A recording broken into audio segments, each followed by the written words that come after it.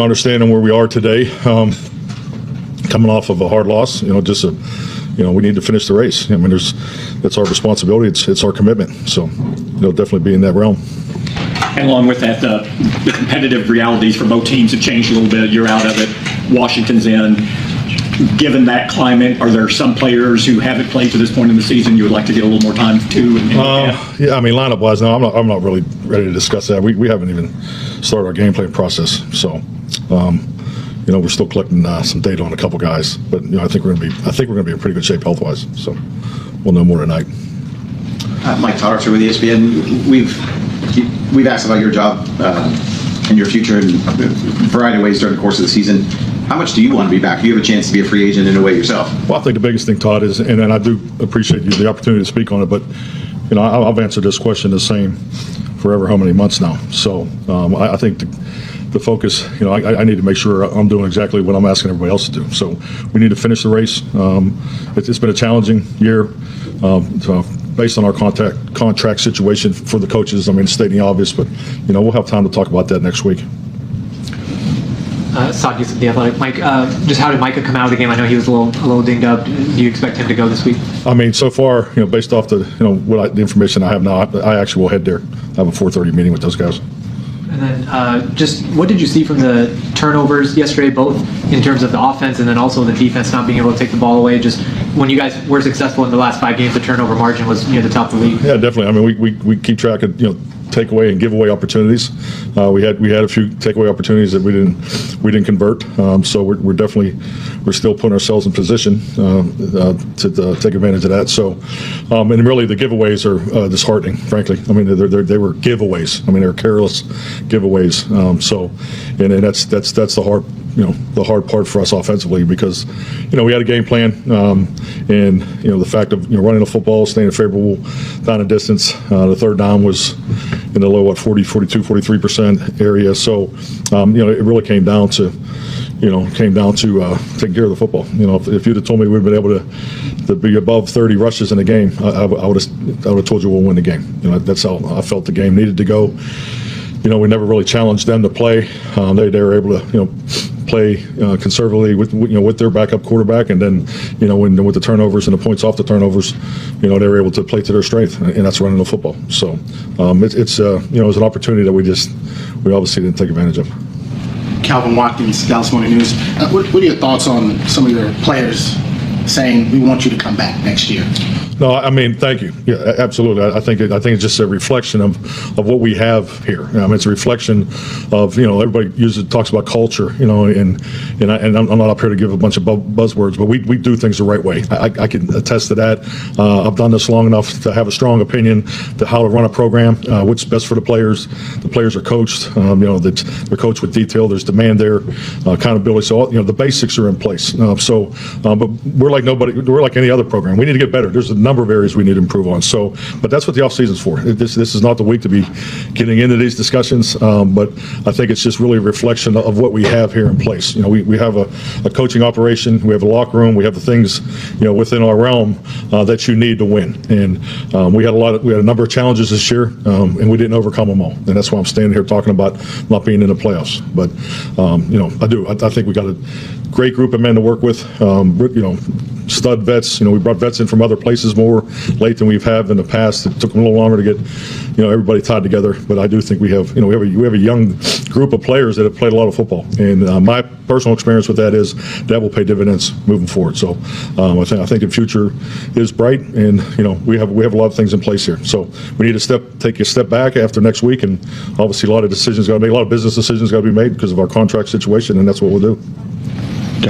Joe White, All City, Dallas. You guys had 4 total pressures. Do you attribute that mostly to? I'm sorry, for what? 4 total pressures. Okay. Do you attribute that mostly to trying to stop Saquon and kind of that impact, or his production?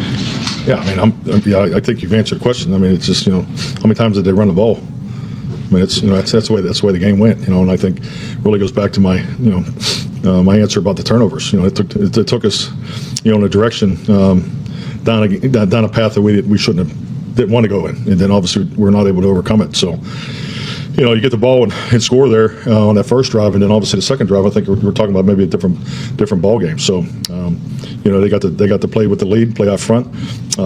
Their defense was not going to give us anything over the top. They were going to make us earn it, and we turned the ball over. So, and they benefited from and were able to run the ball for the majority of the second half. Mike, Josh Tolentino, Lone Star Live. Yesterday, Tyler Smith said that he didn't sense anyone quit. And from your perspective, would you agree with that sentiment? I agree with that. Yeah, I agree with that. I think that, we all were at the game. You saw the way the game started. That game was about one team took care of the ball and one team didn't. And that was the biggest swing in momentum, especially on the road. They converted points off of those turnovers. So, and they got to play to their strength through the whole second half. Garrett Podell, CBS Sports. Mike, Trey Lance got in a little bit at the end of the last game.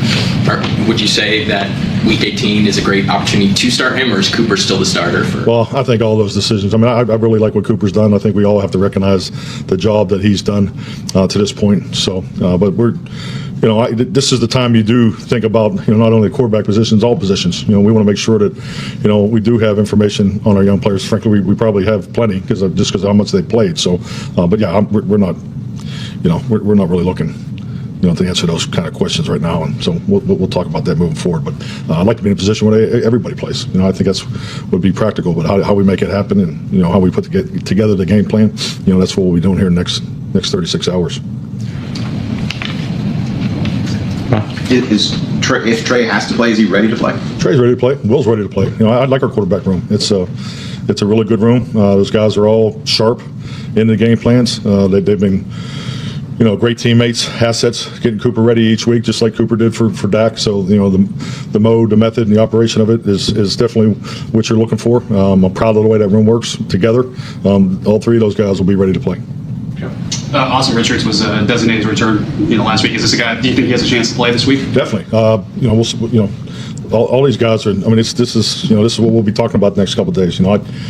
We'll practice. In shells on Wednesday or helmets on Wednesday, shells on Thursday. So we'll see how we can work these guys in. The biggest thing is getting the 48 right. You try to get the reps right during the course of the week to get these guys to play. But I'd like to see all these young guys play if it works out that way. We asked you about playing all these guys. The other side of that is, after you put your game plan together, do you talk at all about players who are within certain milestones of if it works in the course of the game, let's make sure they get it, whether it's Parsons getting 10 sacks or a player getting a touchdown to tie, tie the definitely. That's something that, if there is a player in that situation, I've ran the ball or have done those things in the past. I'd be all for. Hey, my friend. That game against the Eagles, what a disaster. A 41-7 loss, can you believe it? It wasn't just a bad game, it was a total meltdown for turnovers. That's insane, especially considering how careful the Cowboys have been in the last 5 games. It makes you wonder, right? Is Mike McCarthy really the guy to lead this team? But before we dive deeper, let me ask you, how would you grade the Cowboys' performance against the Eagles? A, B, C, D, or F? Drop your grade in the comments right now. I'm curious to see if we're on the same page. This was more than just a bad loss, it felt like a statement game and not in a good way. It left a lot of us shaking our heads, looking for answers. All right, let's flip the script a bit. If you're part of Team Tank, this loss might not feel so bad. Dropping to the Eagles did give the Cowboys a slight boost in the draft order. Sure, it's not a huge leap, we're talking about moving to the 13th pick instead of the 12th, but it's something, right? Here's a question for you. Are you glad the Cowboys lost to improve their draft position? Type Y for yes or N for no in the comments. Be honest.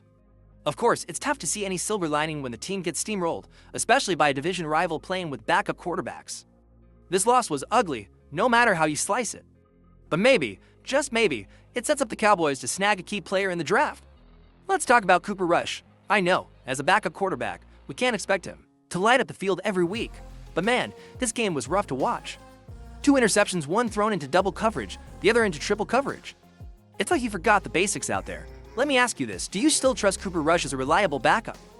Vote in the comments yes or no. Now, I'll admit, Rush had looked decent in the last couple of games. He was making smart decisions, protecting the ball, and even moving the chains a little. But against the Eagles, it all fell apart. His stat line, 15 completions, 147 yards, and those brutal picks. It wasn't inspiring. In fact, it makes you wonder if it's time to see what Trey Lance can do in the final week of the season. What do you think? Should the Cowboys give Trey Lance a shot next week? Let's hear it, type Lance in the comments if you agree. This loss doesn't just hurt, it raises serious questions about Mike McCarthy's future with the Cowboys. Think about it, a 41-7 blowout to a division rival playing their backup and even third-string quarterback. That's not just a bad loss, it's an embarrassment. Here's something to chew on. Do you believe McCarthy should stay as head coach after the season?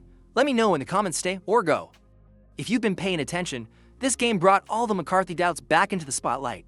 Sure, the team went on a nice little win streak, but let's be honest, beating average or struggling teams doesn't erase the bigger issues when it comes to facing tough opponents. McCarthy's teams have struggled. And this loss where the Cowboys failed in all three phases of the game doesn't help his case. The offense couldn't move the ball, the defense couldn't stop the Eagles, and even special teams had their share of problems. If McCarthy was already on the hot seat, this performance turned up the heat. And let's not forget, if the Cowboys are considering changes, they need to act fast. The offseason clock is ticking. If there's one thing we've been able to count on this season, it's the Cowboys' defense.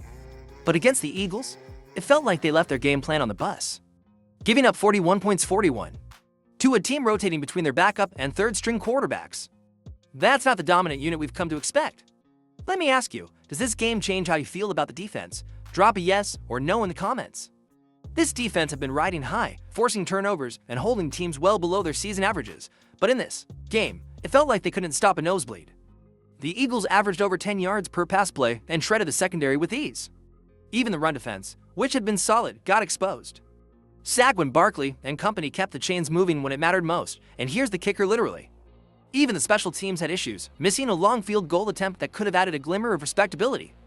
It's like the entire team just folded, so where do we go from here? Can this defense bounce back in the next game? Or is this a sign of deeper issues? Let's talk about it in the comments.